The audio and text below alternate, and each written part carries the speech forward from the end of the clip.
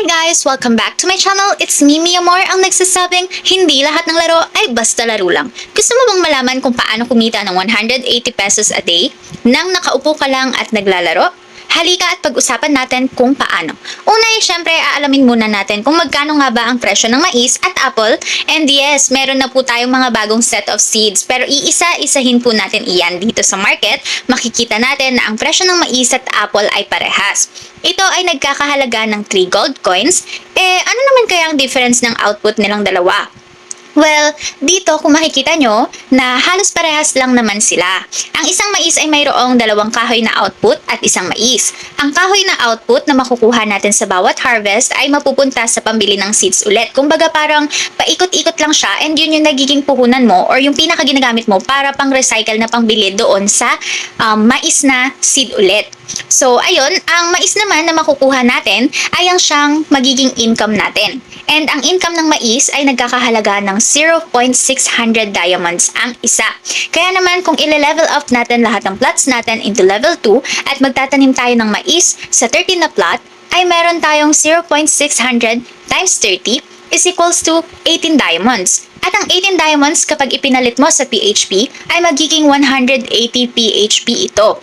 Dahil ang 1 diamond or 1 gold coin ay equals to 10 PHP. Kaya ko nasabi na dito kay Agribaron ay possible na kumita ka ng 180 PHP a day. Dahil nga totoo naman, lalo na kung mais nga yung mapipili mo na itanim. And kung balak naman na magtanim ng apple seed ay ito ang computation ng kita niya per day. Take note guys, pang level 2 plots din itong apple. Ang mais at ang apple ay pang level 2 plots. Katulad nga ng sabi ko sa nakaraan kong video ay kailangan na ang different seeds ay need itanim sa iba't ibang level of plots. Hindi pwedeng basta-basta ang pagtatanim or pagbili ng seeds. So balik na tayo sa computation para sa apple income kung ito ang balak mo na itanim at instead of corn. Ito ang output ng apple, ipapakita ko lang.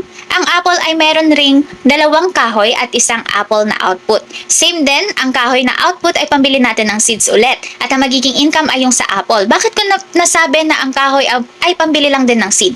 Dahil ang 2 kahoy ay nagkakahalaga ng 6 gold coins dahil ang isang kahoy ay merong 3 gold coins na katumbas. So balik tayo, computein ulit natin yung sa apple. Bali, ang isang apple ay merong 0.610 diamonds ang isa. So 0.610 diamonds times 30 plots ay equals to 18.3 diamonds. Ito ay may katumbas na 183 PHP sa totoong pera. So ayan, nakita nyo na ang difference at pwede na kayong mamili ng gusto nyong itanim or umpisahan na ang investment para kumita kayo ng 180 PHP a day kahit na nakaupo ka lang, naglalaro ka lang, or may iba ka pang ginagawang pinagkakaabalahan or nagtatrabaho ka. Kaya naman, ano pang hinihintay nyo? Bakit hindi nyo pa subukan na mag-download din ng Agribaron? Ilalagay ko ang download link sa baba at ito naman ang invitation code ko. Kailangan kasi yan para makapasok sa game. Iiwan ko na lang din ang link for my Telegram group, lalo na kung mayroon kayong mga katanungan na nais nyong direkta na itanong sa akin, ay masasagot ko agad.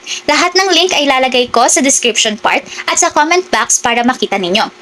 Ayan lang mga kamore, sana ay may natutunan kayo at please don't forget to subscribe to my channel and click the bell button below para lagi kang updated sa mga videos ko at ayun lang, thank you for watching, bye!